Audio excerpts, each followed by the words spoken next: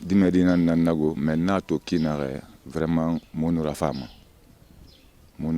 kifan amuna na bantambe sutunta na kunya don wera di ramel musa kana na mungai di ramela mu asinge na kunya na fanna tana na tegi ntana na don wera mais amuna na bambe mais vraiment faut famu fala muna kana girabe c'est barbore ntara woto saranembe hasara ndena ki fore atana men sarati atimbe donc barbore biringa wa mentan ntan normal na makandida be ala ya resona yabe Cheikh na fabe amu famille na rantongo malo a film ya maguru hali a film na tourné be 2006 2005-6 bon il va pleuvoir sur Conakry muluna yama faida famille birin famille gbegbe luna yama ana woto sa to fana ana woto sara ana magbana nde sara ana na filma aman na magbana luye aga film kui ha film tonyo aman na magbana sarefi ana kan famma sarefi nta chauffeur nan muno manem de Cheikh ma fe gbegbe parce que Cheikh na fabe aluma aéroport de fois aluma men en tangeli ngasara la aéroport hala ha dernier voyage la Guinée be angeline angasara la 5h du matin aéroport ni woto na tongo na lo monasiga nakasiga fora munafa ntana man mfiri ntana man sati aéroport ya baramen. Et Cheikh qui était une star, Cheikh qui était celui que nous connaissons, une légende et tout, mais qui pour sa famille est resté le grand frère de tout le monde, qui s'est très bien comporté avec tout le monde, et on a écouté Zico qui parle de ça. Et toi, à chaque fois que tu vois quand même un membre de famille, peut-être qu'il y a une histoire que tu connais, ça te rappelle des choses, on sent toute l'émotion. Et Cheikh, il a été pour les gens là un grand frère parfait. Est-ce qu'au-delà du partenaire, au-delà du collaborateur, il a été qui pour toi un père, un grand frère? Oui, bon, moi il a été un grand frère, il a été un grand frère, mais comme je dis aussi un ami, s'il m'a accepté comme tel, c'est pas une prétention pour moi. Ça c'était l'artiste qui pensait qu'il fallait pas mettre des barrières. Pas parce qu'il ne respectait pas la hiérarchie de nos valeurs africaines, mais parce que pour lui, la meilleure façon de se rapprocher, justement, c'est de casser tout ce qui peut constituer un frein. Donc ça, c'était Cheikh. Ah, c'est magnifique. Et on va parce que y a un élément de Cheikh en train de faire de la production. Après, avant qu'on ne lance cet élément, pour qu'après on parle des autres productions, on va vous gérer, on va gérer vos émotions. Ça nous amène à regarder ces témoignages de Aminata Alama et Binta qui aussi ont parlé de Cheikh. Si vous venez juste de prendre le train en marche, on est sur Espace TV dans la spéciale qui parle aujourd'hui du 7e art à travers Cheikh Fanta Madi Camara. Une légende pour nous, c'est pourquoi on parle de lui dans cette émission. Nous suivons ces témoignages et derrière nous revenons ici avec plein de témoignages, non, je voulais dire cette fois-ci d'émotions avec Fabara qui pleure, qui n'arrête pas de pleurer. À tout de suite. En réalité, c'est quelqu'un qui m'a donné de la motivation quand j'étais à l'université. Au début, nous, on entendait cinéma, c'était comme une montagne à déplacer. Voilà la personne qui a eu le courage de venir tenir un atelier d'écriture avec nous. Et pendant l'atelier d'écriture, il nous a appris beaucoup de choses. C'est là où il nous disait, on peut faire un film avec rien. Bon, c'est vrai, entre guillemets. Mais ce que je retiens de ce monsieur, c'est qu'il est très travailleur. C'est quelqu'un qui savait mettre au fait de la magie dans la vie des gens. surtout la vie professionnelle. Quand je dis dans la vie des gens, dans la vie professionnelle, la majeure partie des jeunes aujourd'hui là étaient perdus, vraiment perdus. Mais c'est la personne qui est venue au fait nous donner un coup de pouce, qui nous a motivés à aller dans le sens vraiment de la réalisation et surtout dans le sens du travail. Le film, on a écrit, c'est vrai, c'est Ali Alamoua qui était le réalisateur et Cheikh Fantamadi qui a coordonné tout le travail. Et il est venu, il me dit, Ami, c'est toi qui vas faire le film là, tu vas jouer dans ce film. J'ai dit, mais je ne suis pas actrice. Il dit, oui, mais tu as été sportive. Donc c'est toi qui vas faire ce film là, Vers un idéal, le titre du film. Alors tout de suite, tu imagines un peu quelqu'un qui court pendant une demi-journée pour ne retenir que 3 minutes de film. Et c'était vraiment bien, c'était vraiment bien. Vers un idéal, c'était un film d'essai pour nous. C'était un film d'essai. Mais ce jour-là, on a passé de très bons moments. Il nous a appris beaucoup de techniques de réalisation et plein d'autres choses. Voilà. Ce que je regrette, c'est qu'aujourd'hui, il n'est pas là pour voir ce que nous sommes devenus. C'est que beaucoup de jeunes réalisateurs qui l'ont encadré dans le temps sont devenus. Il n'est pas là aujourd'hui pour me dire « Ami, tu travailles dans le domaine de la réalisation des matchs de football, je te félicite ». Et ça, j'aurais voulu qu'il soit là, qu'il me le dise. Mais malheureusement, il n'est pas là. Mais bon, écoute, ah, toi, tu es mauvais. Bon. Eh bien, qu'il repose en paix, c'est tout. Oui, j'ai eu la chance de faire mon premier stage sur un plateau professionnel avec le film long métrage de Cheikh Fantamadi Camara intitulé Morbayassa au Sénégal. Au cours de cette production, j'ai appris beaucoup de choses sur la réalisation et j'ai appris beaucoup de choses sur l'homme. Cheikh Fantamadi est un grand réalisateur, passionné de cinéma et qui avait presque tout donné pour que ce film puisse voir le jour. Beaucoup de regrets, pas un, beaucoup de regrets parce que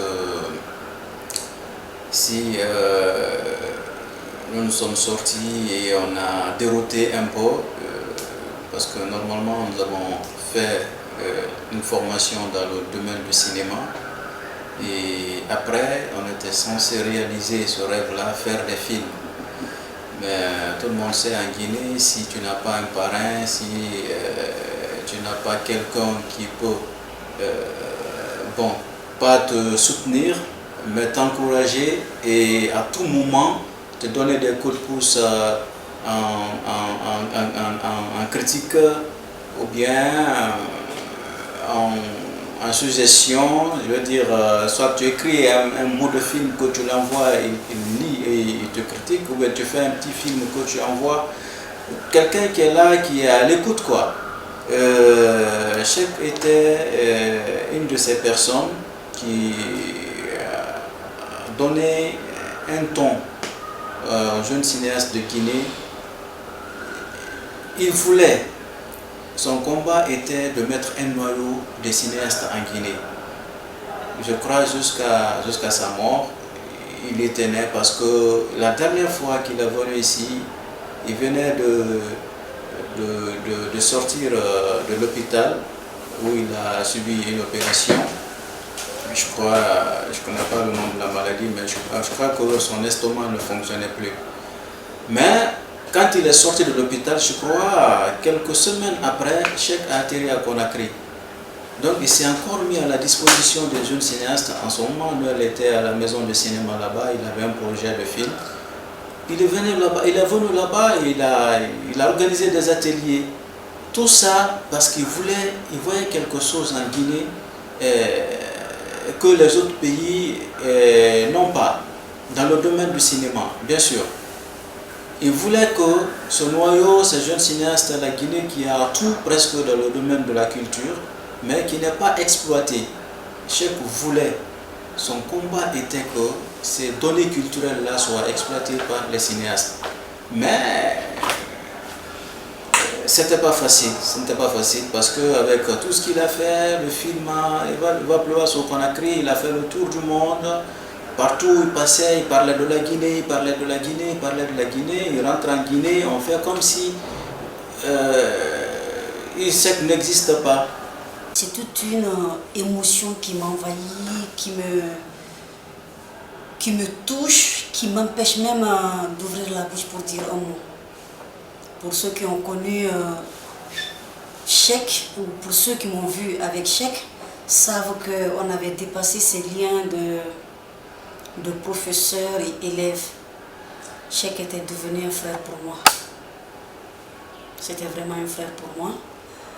Au-delà du métier, Cheikh et moi, on se disait beaucoup de choses, on se confiait beaucoup.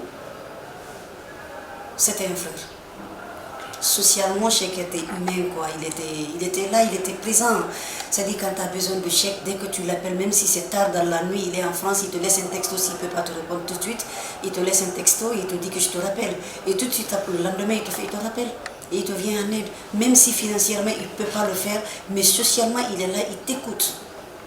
C'était ça la force de Cheikh, en fait. Il écoute. Avec Cheikh, il n'y avait pas qu'un seul projet. Cheikh et moi, on a entamé beaucoup de projets, mais principalement celui qui lui tenait à cœur, c'était Ntondi. Ntondi, une comédie musicale qu'il voulait vraiment qu'on réalise à deux, mais Dieu en a décidé autrement.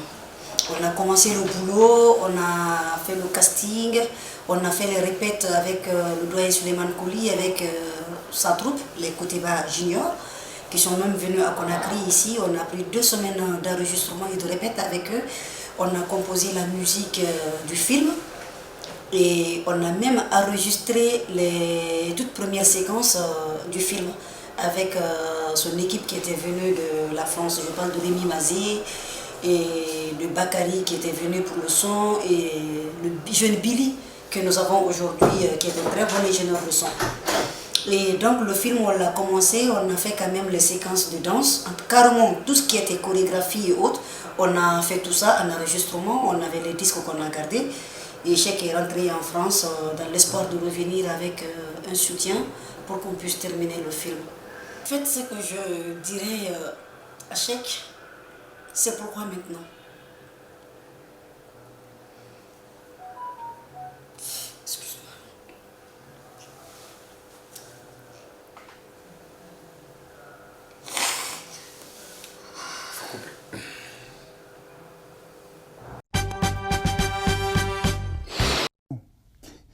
Quelle émotion, quelle émotion. Et quand on parle de Cheikh aux gens qui l'ont côtoyé, tout le monde pleure. Il était aussi bonne personne, il était magnifique, Cheikh.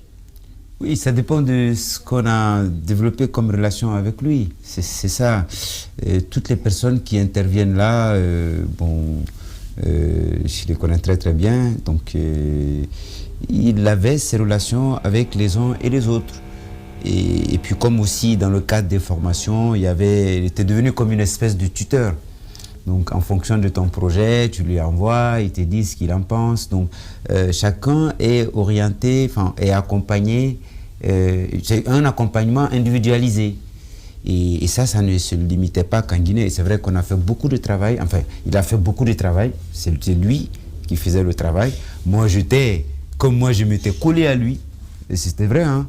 Quand vous voyez Cheikh, la seconde qui suit, c'est moi qui suis là. À un moment donné même, je ne sais même pas...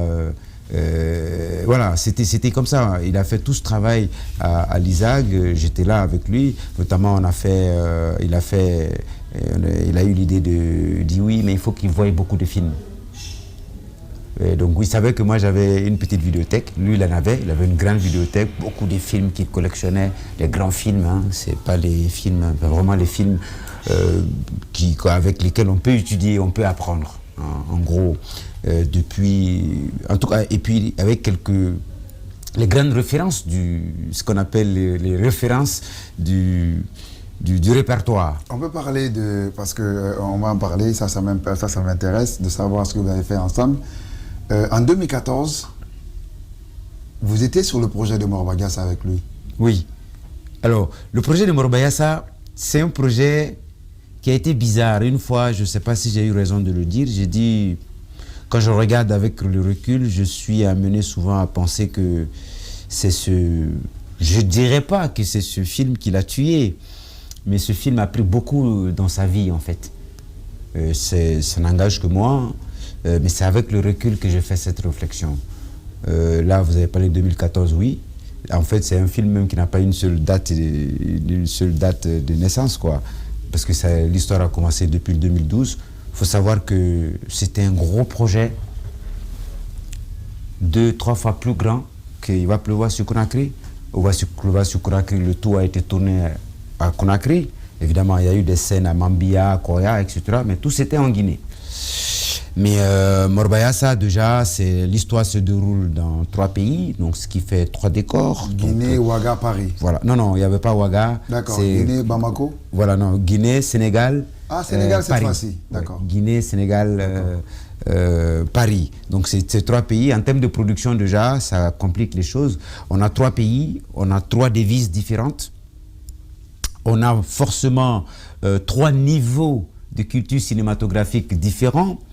On a des conditions de travail au niveau professionnel qui sont différents. Donc Paris, comment tu fais un casting à Paris, comment tu fais la demande pour, là je parle dans le cadre de la production, comment tu payes les gens, hein, là, sachant que là-bas tu as un cachet minimum qui est... 3 réalités différentes. 3 réalités différentes. Vous avez dit un mot important pour moi, c'est production. Oui. Production. Oui. On va s'arrêter là, on va regarder justement Cheick sur une production. Et après, on vient continuer avec Morbayassa. Ouais. Et on est parti avec cet élément et derrière, nous revenons ici, chers téléspectateurs. C'est passionnant. C'est la première fois, je refuse de pleurer. Je ne pleurerai pas. Mais tout le monde pleure. Repose en paix, repose en paix. Ouais, repose en paix, légende. Repose en paix.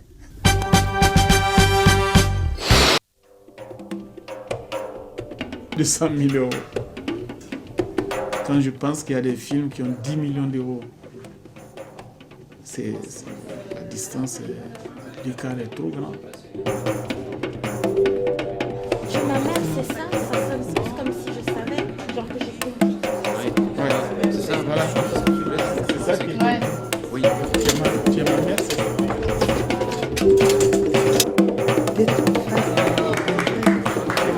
Mais tu veux que j'attende un peu? Oui. Je suis là pour...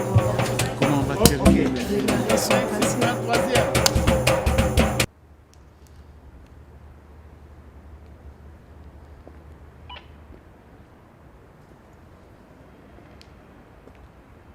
Tout film que je ferai, c'est un film africain. Pourquoi? Parce que j'aime toujours mettre une couleur africaine. Il faut que le film vienne de quelque part quand même. Ben oui. Morbayassa, ça fait, je sais pas, ça fait de l'écriture jusqu'à aujourd'hui, c'est pas moins de 5 ans. Fatoumata qui joue le rôle de Kumba, c'est vrai que je la connais depuis quand elle avait 11 ans, sur le film de Cheikh Oumar Sissoko, La Genèse. Elle jouait un rôle assez important et depuis là, je la connais, elle évolue dans plusieurs films africains. Et c'est une fille qui a vraiment de l'art dans son sang. On la voit quand elle est en musique, quand elle est devant la caméra. On se dit que c'est son auberge, l'art. Là, elle est née artiste. Elle aime ça et elle va le faire. Elle a pris sa décision de venir chercher sa fille. Elle n'a pas voulu... C'est naturel pour elle d'aller faire des recherches et de rencontrer sa fille. Qu'est-ce que vous faites encore ici? Et d'affronter le froid, la pluie, le temps qui passe. Elle ne sait pas quand est-ce que ça va se résoudre ce problème, mais elle y croit et elle le fait avec beaucoup de sérénité. C'est ce chemin qui est assez beau dans ce personnage. Et ça me parle beaucoup parce que la vie de chacun est aussi comme ça. On prend beaucoup de décisions et aussi il faut y aller des fois sans l'avis des autres. Tu le fais, tu prends des risques et tu y vas, quoi.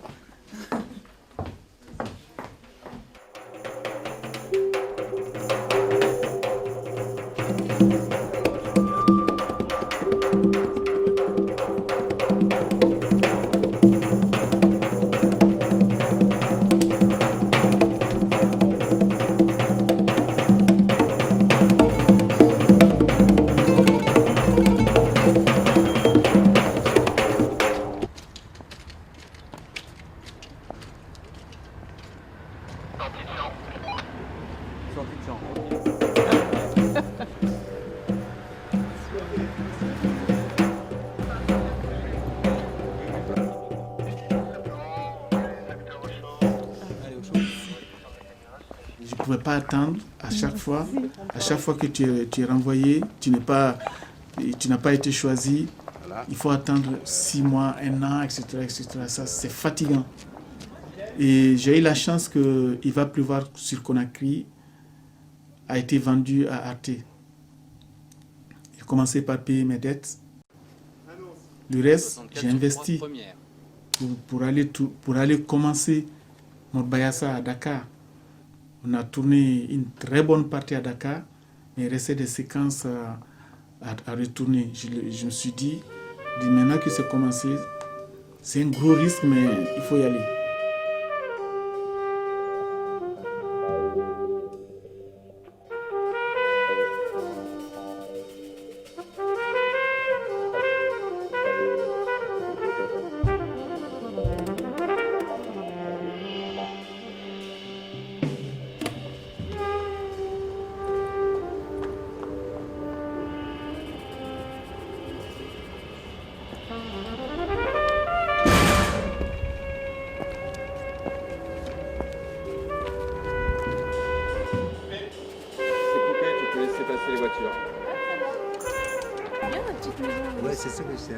Elle est mignonne.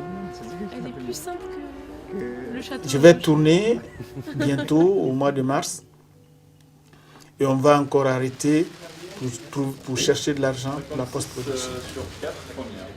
Parce que si on attend, on ne s'en sort pas, il faut y aller.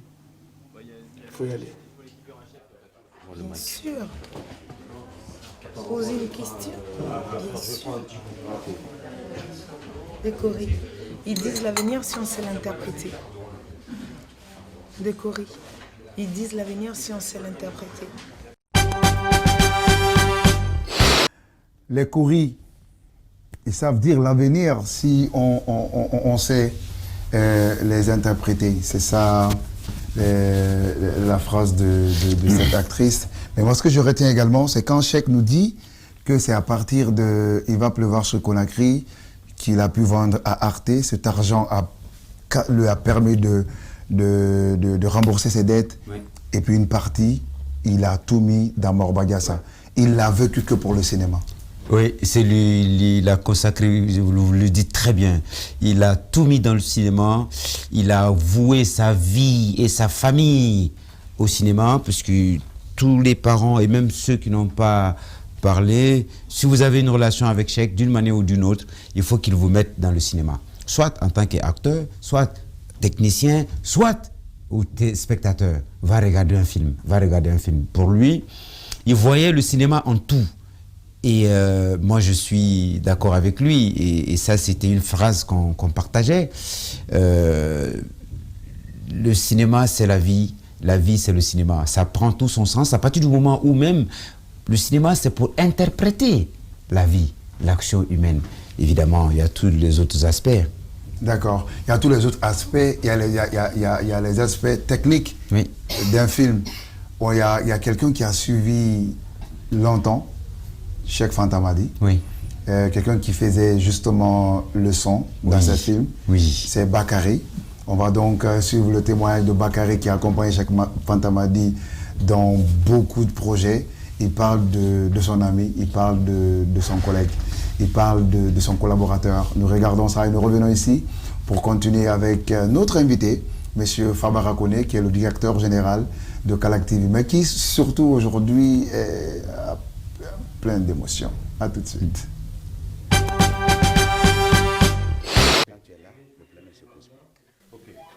Ben, ça risque de changer aussi, parce que là, il est en train de voir d'autres trucs.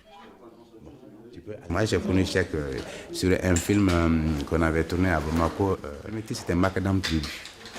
Et on s'est connus, à l'époque, j'étais perchman. Et vraiment, dès lors, mais vraiment, c'est un monsieur qui est très bien, parce qu'il m'a fait confiance depuis ce moment. Et là, la confiance est restée. Et quand il m'a appelé, justement, j'ai même pas tardé. J'étais sur les 2 béquilles, parce que j'avais fait un accident. C'est lui qui m'a permis même de me mettre sur les 2 pieds. Comme j'ai eu cette confiance, cette marque de confiance, ça m'a tellement marqué que j'ai jeté les 2 béquilles tout de suite. Comme quoi, on dit que souvent, c'est les chocs qui donnent la solution à d'autres problèmes. Et j'ai laissé les 2 béquilles, je suis parti à Dakar. Vraiment, comme ça dans ces conditions. Je n'étais même pas sûr. Et ma femme, la femme, tout le monde se disait que est-ce que tu es sûr? J'ai dit bon, c'est Cheikh qui m'appelle, il faut que je sois au rendez-vous. Vraiment. Au-delà du cinéma, au-delà de tout, Cheikh, vraiment, c'est un monsieur, s'il me dit même d'aller partout, j'y vais. Et même si j'ai des problèmes sur le plateau, si je veux déconner, si je veux m'énerver, je dis que attention, Cheikh est là. Donc vraiment, c'est pas avec lui qu'il faut faire ça. Ça, ce vacarme-là, qui est là, ça m'ennuie beaucoup. Sans quoi, le son, c'est bon. Mais il y a un vacarme qui est là. Ça, Xavier? Je vais lui demander ce qu'on va voir ça. Bakary Sangaré, donc, qui est un très bon ami, vous avez compris, à Cheikh, mais surtout qui l'accompagne sur les scènes de production. C'était ton ingénieur de son qui parle de lui, qui est prêt pour Cheikh. Même malade, il va travailler pour Cheikh. Donc l'humain, Cheikh, le social, Cheikh, le mentor, Cheikh, l'ami de tout le monde. Mais vous connaissez Bakary? Bakary, très très bien. Je l'ai connu à travers Cheikh, justement. Et ça m'a fait penser déjà à des scènes à Dakar. Juste une petite anecdote. À Dakar, moi, c'est moi qui suis allé faire le repérage. Et on avait une grosse scène dans une villa avec la piscine. Et à l'époque, à Dakar, ce qui était même surprenant, il y avait des coupures d'électricité à tout moment. Donc au moment où moi je faisais le repérage, il n'y avait pas de problème. Quand on est venu pour tourner, il y avait des coupures. Et on arrive sur cette scène, il y a eu une coupure d'électricité. Donc la villa qui est collée à la villa là où on tournait, c'était une scène dans une piscine. Et le monsieur, dès qu'il y a coupure, il allume son groupe. Et on devait tourner. On a fait la mise en place et tout. Et au moment de tourner, Bakary, on demande le son. Il dit non, on ne tourne pas. En fait, c'est quelqu'un de très, très, très exigeant. Il dit, il y a un bruit. Et quand il fait comme ça, vous voyez ses yeux comme ça. On dit, mais Bakary, on n'entend pas. Il dit, non, je ne tourne pas. Après, il y a quelqu'un qui a essayé d'écouter. On s'est aperçu qu'il y a un groupe à côté. Et donc, Bakary, pourtant, on s'entend très bien. Bon, moi, à Dakar, j'étais directeur de production et c'est moi qui ai fait le repérage. Donc, il dit, quel est ce... Je m'excuse, mais il a dit, quel est cet imbécile qui a fait ce repérage? Alors, en plus, c'est moi qui le paye. J'ai dit, Bakary, c'est moi qui ai fait le repérage. Et alors, tu es un vrai imbécile. En fait, je croyais qu'il allait changer. Il dit, mais alors tu es un vrai imbécile.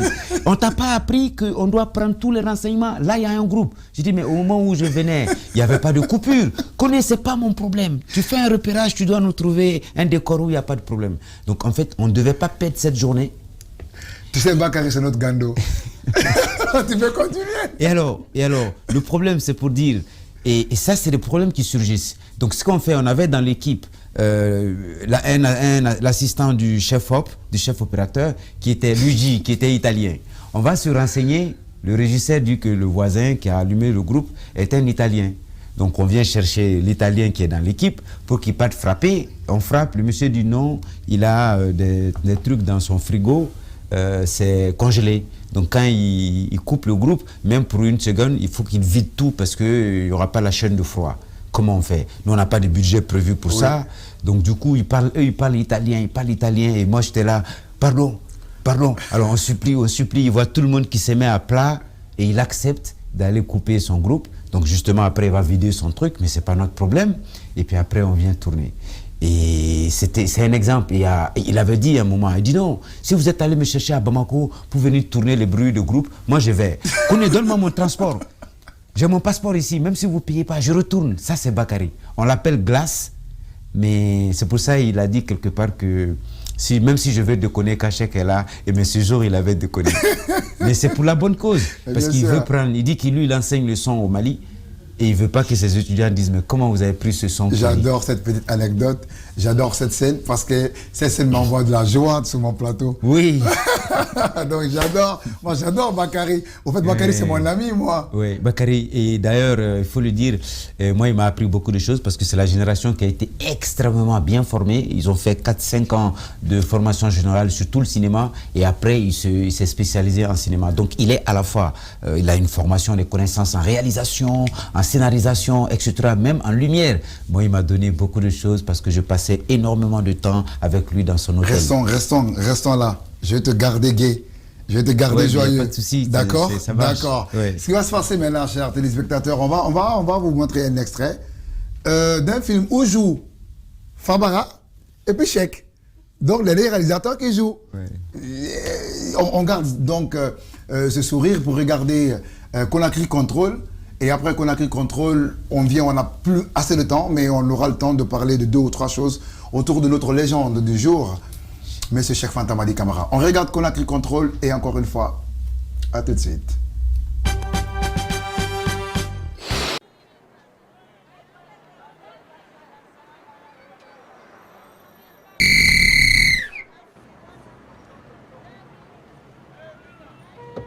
Monsieur, les papiers, s'il vous plaît.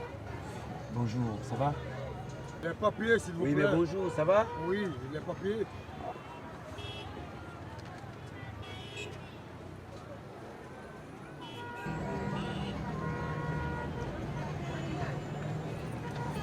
J'espère qu'il va pas me demander d'ouvrir le coffre. Pourquoi? Bah, parce que je vais m'énerver. Tu vois bien qu'il va te tirer dessous. Hein? Là, je te promets que je lâcherai pas un sou. Si. C'est ce qu'on va Tu voir. vas lâcher. Ouvrir le coffre. Oui, mais pourquoi je dois ouvrir les coffres? Parce que je fais mon travail, monsieur. Oui, mais attendez, les coffres, les papiers et tout. Non, oui, mais... parce que c'est mon boulot, monsieur. S'il vous plaît, ouvrez le coffre. Pas tranquille, mon affime. Affime. Je veux juste que vous m'expliquiez pourquoi faut-il que j'ouvre le coffre. Ah, parce que je fais mon travail, monsieur. Faites-moi voir le coffre, s'il vous plaît. S'il vous plaît, reculez un peu là. Moi, je fais mon travail. Ouvrez le coffre, je vais vérifier. Pourquoi je dois ouvrir le coffre? Ah, parce que c'est mon travail. Je fais mon travail, monsieur. Si vous voulez que je vous donne, je vais vous dire. Ah non, c'est la corruption. Vous voulez me croire par là? Ça devient la corruption. Vous pouvez ouvrir le coffre, je vais vérifier. Oui, mais attendez, je vous explique. Vous ne serez pas le cousin de Bangoura, la poste? Oui, Mafoudia qui vend des marangoulailles à la gare. Oui, je le connais. Oh, c'est vous le jeune vagabond de Diversity FM là. Voilà. Oh, c'est comment, c'est comment? Mon ami, ça va? Ouais, tu vas bien? Ouais. Vous voyez qu'on n'est pas loin, on est très proche. Ah oui, c'est normal, tout à fait. Récupérer mes papiers. Il n'y a pas de problème. Merci. Bah tiens, je t'avais dit, hein. Pour une fois, tu as triché. Voilà, je t'avais dit que je ne lâcherai pas. Eh ben, je ne vous ai pas donné d'argent, mais grâce à vous, j'en ai gagné. Il n'y a pas de problème. Merci, ouais. Merci. Au revoir, hein. Ouais, merci beaucoup. Ouais. Prochainement, il faut camper. Oui. Et voilà. C'est gagné, là, je t'avais dit, hein. Il était vraiment ton cousin, ce mec? Eh ben, toi. Gars, vous jouez souvent à ce petit jeu? Ça, c'est Conakry, ça.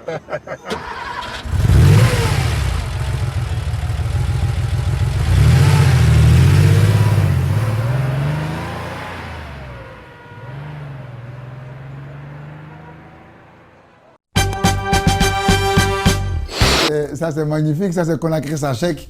Et si vous ne le connaissez pas, c'est justement celui qui est assis, on dit à côté escroc. C'est lui qui est assis à côté du chauffeur. Mais le chauffeur, vous ne pouvez pas le reconnaître sur ce plateau, mais c'est Fabara. Tu vois, ça c'est le Parisien moisi de Paris qui est venu, qui avec ses barbes et tout, mais qui joue, mais tu joues parfaitement. Vous pouvez t'amuser dans Conakry Control. Oui, on était fatigués. Et là, cette scène-là, ce petit film, on l'a tourné, c'était à la fin de Morbayassa. On a fait Dakar 2 fois, une première fois, après on a fait Paris. Et on est revenu à Dakar quand il y a eu un peu d'argent pour terminer. Et on est venu à Conakry pour tourner l'une des plus grosses séquences du film qu'on a tourné au voile de la mariée à Kindia. Et puis il y avait quelques séquences. Et on avait une séquence notamment à Madina. Donc on avait pris des policiers pour la sécurité parce qu'on avait du gros matos. Hein. On a tourné avec une Red One et il y avait beaucoup d'équipements. Et on a tourné à Madina un dimanche parce que c'était impossible autrement. Et quand on a fini, plus tôt que prévu, et donc on avait toutes les images, on n'y croyait pas.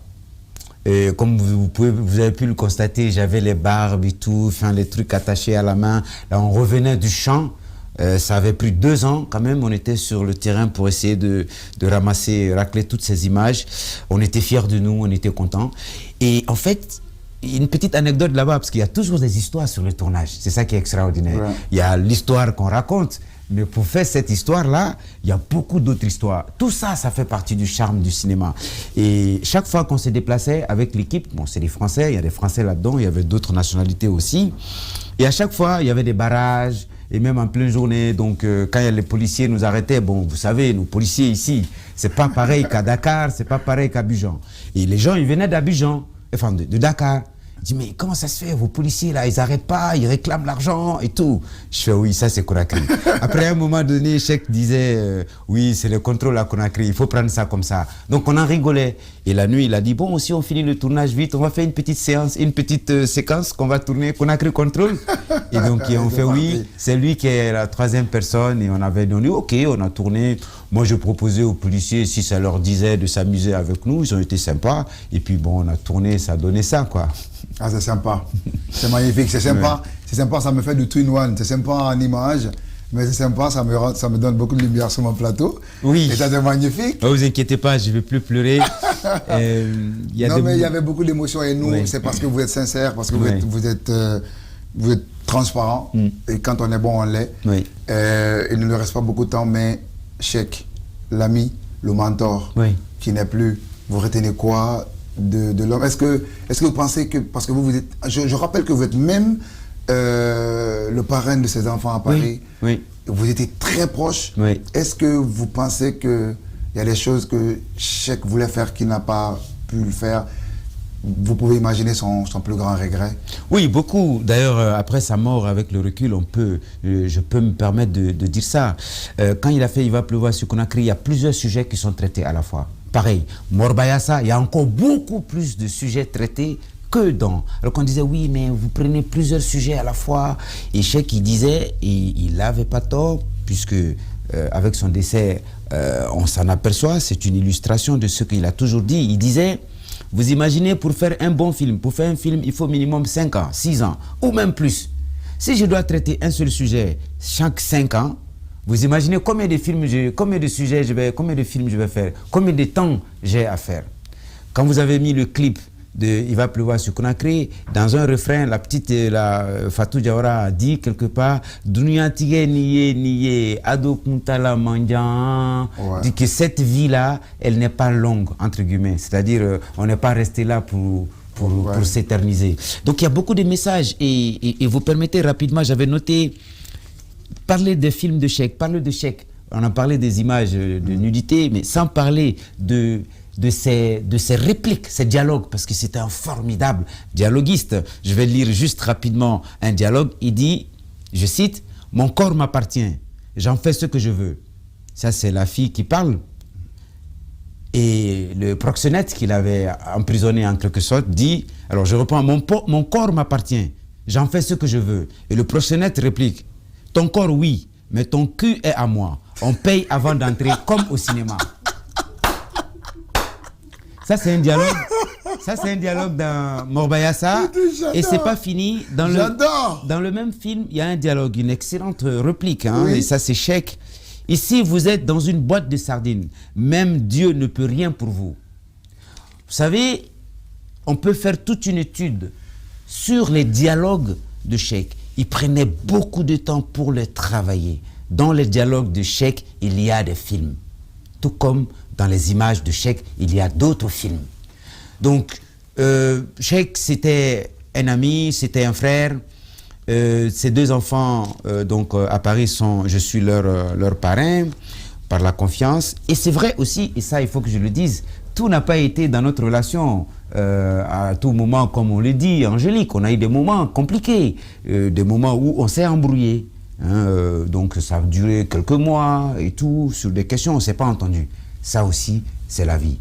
Mais avant sa mort, on s'était bien retrouvés. Et donc, moi, j'avais fait l'engagement, puisque je suis le parrain de ses enfants. Et maintenant, sa compagne en France est la marraine de ma fille, parce que j'ai une belle princesse. Et donc, mais justement, il a tissé quelque chose qui restait. Toutes les personnes que vous avez vues dans les films, les équipes et autres, on a des rapports.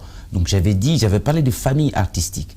Et croyez-moi, les familles artistiques, sur le plan professionnel, la famille qu'on construise dans le cadre de la profession sont les plus solides. Parce qu'on partage ces passions-là ensemble.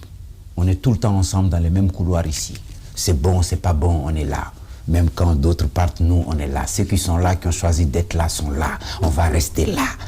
Et ça reste même après la mort. Cheikh est décédé. Depuis sa mort, tous les ans, je m'arrange pour aller en France. Et quand je vais, la maison m'est ouverte comme c'était avant. Vous comprenez? chaque semaine, je change des vidéos avec les enfants et avec sa compagne. J'en ai vu. Voilà, on partage les mêmes problèmes. Quand j'ai des problèmes, on échange. Hein? Vous savez, les gens pensent que tout est lié au matériel. Non, on a besoin de se parler, de s'entendre. Et elle se bat aussi.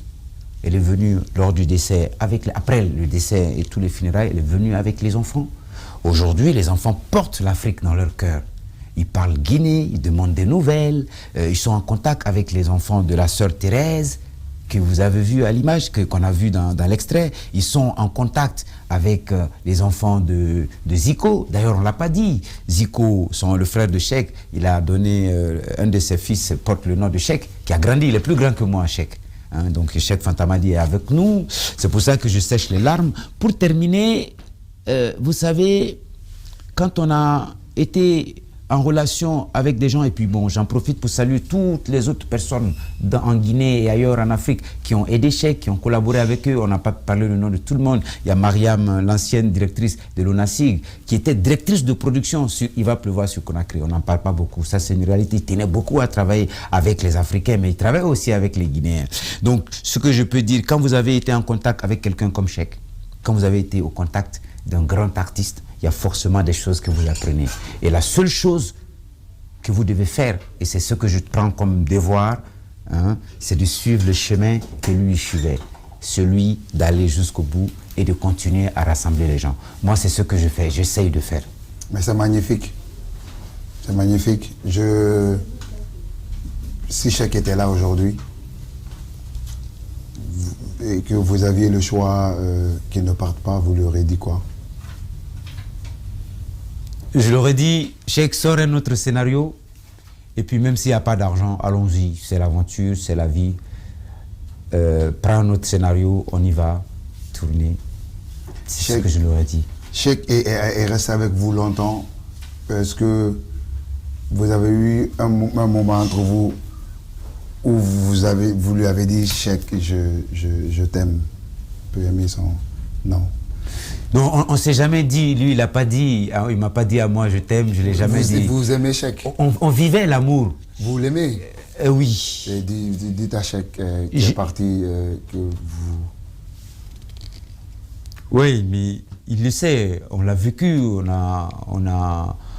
Cheikh, on a partagé des moments de joie ensemble, des moments de peine. On a rigolé ensemble, on a chanté ensemble, on a dansé ensemble.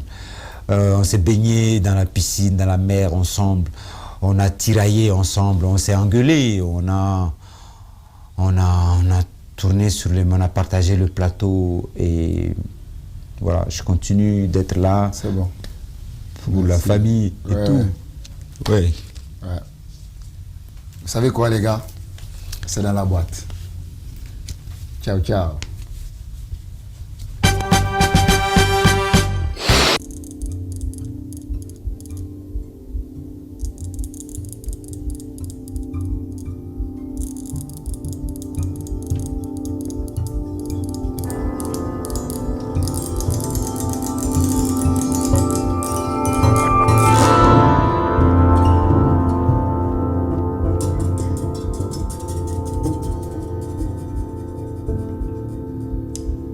Le message que j'ai voulu dire là, c'est un message de paix, de partage, parce que même l'être humain, on peut le partager.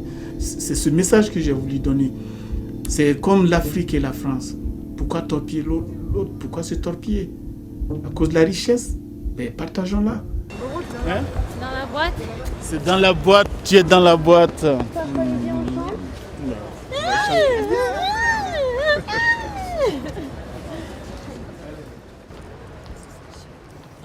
Moi, je me suis dit, un jour, si je ne pourrais pas faire du cinéma, ça va être compliqué. Et si je dois le faire, j'y vais. Parce que j'ai passé 20 ans à Ouagadougou. J'ai quitté mon pays, la Guinée, pour venir au Burkina Faso. De 80 à 2000, ça fait 20 ans, pile, pour apprendre le cinéma et sur le tas. Et en apprenant le cinéma, je ne l'ai pas mélangé avec autre chose. Même les petits boulots qu'on peut faire pour survivre, c'est moi-même qui les faisais. J'étais mon propre patron. Parce que je faisais les gâteaux pour survivre et je les vendais et ça m'a bien réussi. Je payais mon loyer, je payais mes études par correspondance en cinéma. Et ça m'a donné envie de continuer. Et sur le tas au Burkina à l'époque, il y avait beaucoup de mouvements cinématographiques, il y avait plein de réalisateurs.